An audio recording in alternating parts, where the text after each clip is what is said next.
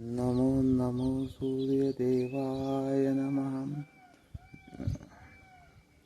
ఇది చూడండి ఎంచక్కా వచ్చి కూర్చొని వస్తుందో.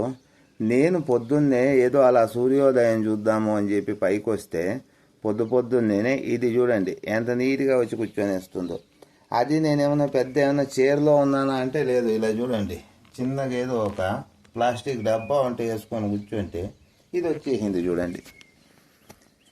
వీటి అభిమానాన్ని ఎలా భరించాలో కూడా ఒక్కోసారి అర్థం కాదు. చూడండి వచ్చి కూకొనేసింది. మీకు ఇందాక చెప్పా కదా, నేనుండేదే చిన్న ప్రదేశంలో ఏదో అలా ఒక డబ్బా వేసుకొని కూర్చో ఉన్నాను. ఇది ఇలా వచ్చేసింది చూడండి.